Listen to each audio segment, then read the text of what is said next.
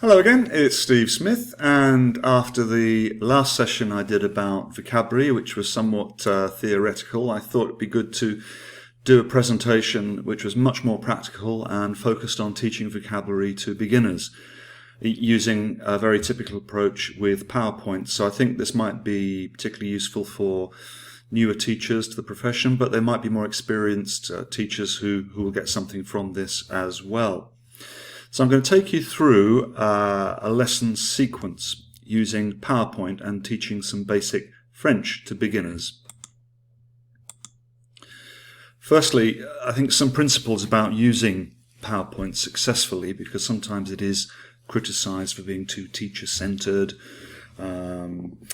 not allowing enough interaction, perhaps not building in enough sort of variety into a lesson. So I was thinking of a few principles which I would apply to the use of PowerPoint. And firstly, I'd say if you're teaching some vocabulary, don't try and teach too much. Of course, it depends on the class, how many words or chunks you try and go for, but as a very rough rule of thumb, maybe 10 to 15 might be about right, but much depends on your class. I would make sure that you build variety into the sequence. So you do that classic language teacher trick of giving a twist to each activity so that it feels a bit different, but where effectively you're recycling the same language over and over again. I think it's important to build progression into the teaching sequence, starting from the easiest, most passive work, if you like, and then gradually removing the scaffolds until students get to the point where they're more independent and can use the language from memory. Beware about it getting too teacher-centered, and there are some ways I'll show you about how you can avoid that. I'd also suggest that you try and keep the work brisk, hold everyone's attention, use your teacher skills of scanning left and right, back to front, making sure that every child is watching the screen or watching you. But do be wary of being too brisk. I have observed lessons where sometimes this approach can feel very, very slightly hectoring if you're not careful. We don't want the pupils to feel like they're like rabbits in the headlight and under pressure. So we want a brisk approach, I would suggest, but not one where you're placing children under too much pressure. And of course, keep everyone involved. You might think of some other principles you could apply, but they seem to be the ones that work for me anyway. So in this teaching sequence, the pictures, by the way, are from pixabay.com, all free of copyright, and I do recommend that site for making your own materials. You can use these pictures even for commercial purposes, and I use them all the time on FrenchTeacher.net. The idea of this sequence is to teach practice the third person singular of the present tense of verbs, il joue, he's playing, with a number of activities. So the focus is not particularly on one area of vocabulary or even one very particular type of verb, but it is focusing on chunks rather than individual words. So we get some whole sentences, and as you'll see when we build up the sequence, it does allow children to hear some language at length and to produce some language at length as well. So you need to imagine here that we're going to show a dozen slides of this sort of form. So this would be the first one in the sequence. Il joue au tennis. And you'd get the students to listen, and I would get them to listen to all 12 without demanding anything from them, just check that they are listening carefully. Then the second time through I would show the same slides and get them to do choral repetition, possibly some individual repetition thrown in. So that was the first slide. The second slide would look like that. Il joue à des jeux vidéo. Now, I'm not going to show all of the slides to you, but after they've worked through these 12 sets of slides twice, they would then see, here's another example first, they would then see this, which is all 12 slides together. So we're going to have things like, he eats a bone, he does a test, he goes to the supermarket, he plays the piano, etc., etc. So once they've heard the 12 examples and worked through them twice with some repetitions built in, then you can see how good their memories are at this stage. And you could simply point to a picture and ask for hands up for someone to give you the sentence. Or if you wanted to make it easier, you could give a sentence and have, let's say, a couple of students at the front pointing to the right picture. You could play a simple guessing game. You're going to think of a sentence, for example, Il joue au football, he plays football, and the students have to guess by, again, recycling and practicing the various ones they've heard. You could then go into pairs and get one person to think of a sentence while the partner has to guess which one it is, and then work like that over and over again. If you wanted to come back to whole class teaching, you could then set a little bit of a challenge. You could say, I'm going to give you some seconds thinking time, and then who can put all four from the first line together? Give them a little personal challenge, a chance to differentiate, a chance perhaps for your more proficient ones to show off. Then you could say, all right, who can do the second line? Who can do the third line? And you might have a brilliant student or a few brilliant students who could then give you 2 lines together and maybe all 3 lines together so they can remember them all at once. On the whole, students quite like these short-term memory challenges. So all the while we're building up lots and lots of repetition.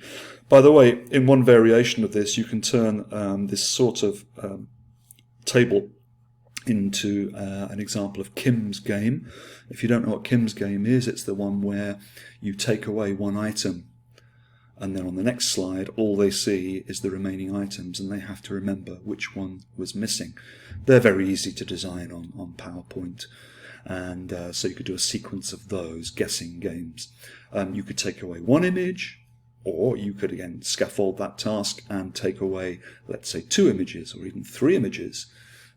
A bit like the principle of disappearing text, but this one is the idea of disappearing pictures. So once you've got all your pictures together, that gives you quite a few opportunities for some variation.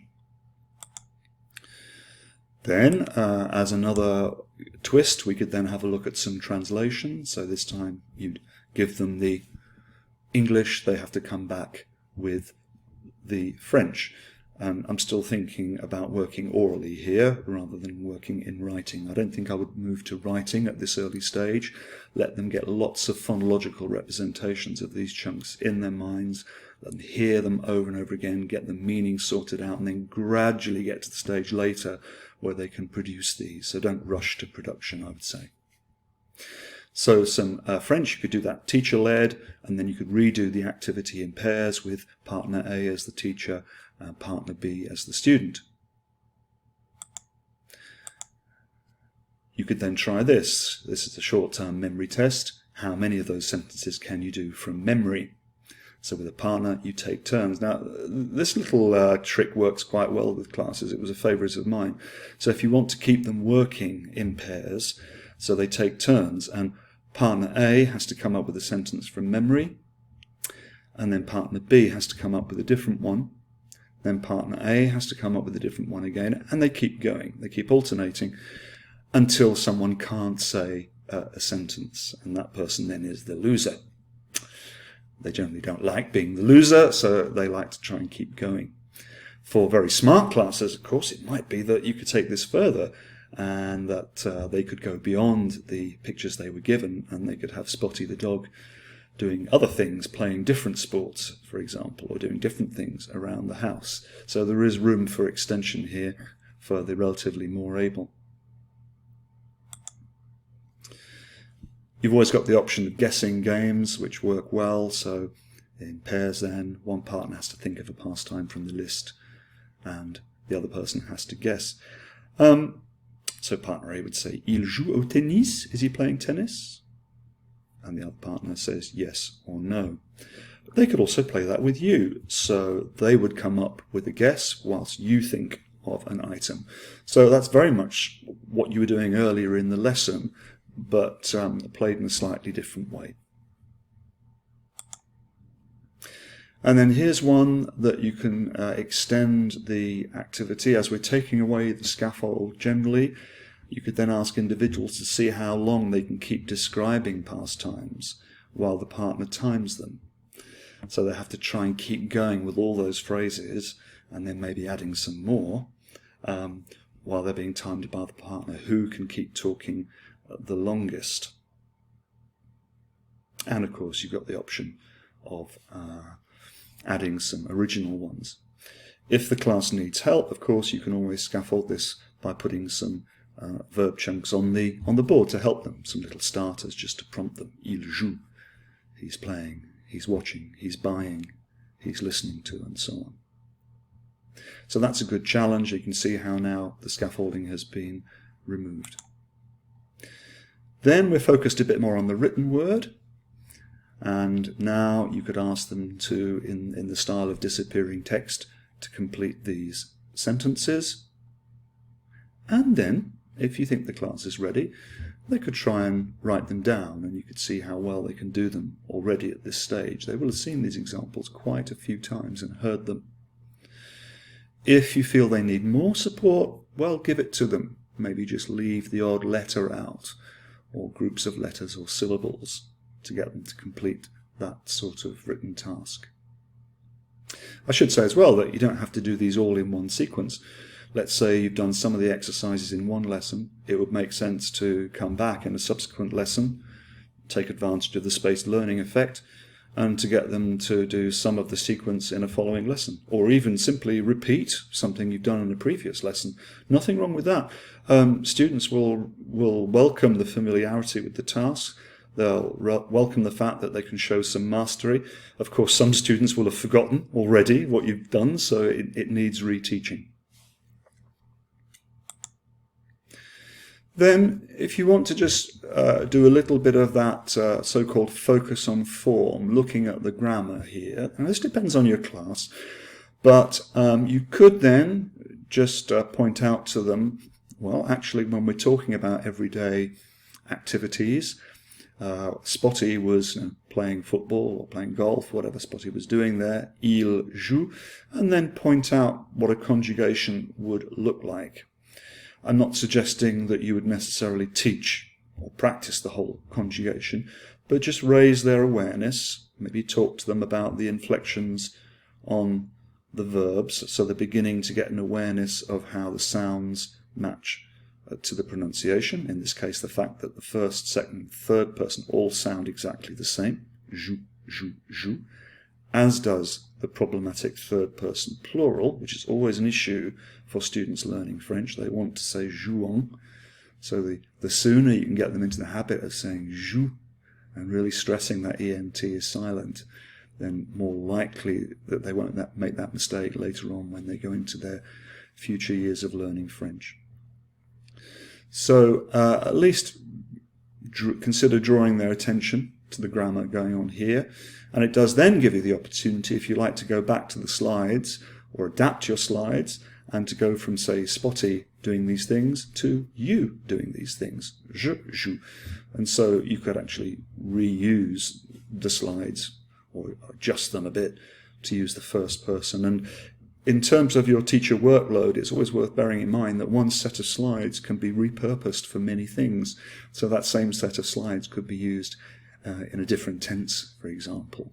That's a trick I use on FrenchTeacher.net to save me time. You know, if you look through my resources, you'd find that some of the same pictures reappear, but they've been repurposed for a different grammatical objective. So you may well have other ideas that you use and some better ideas about how to exploit PowerPoint. But I hope that's been useful in terms of helping you think about your practice and perhaps develop it further.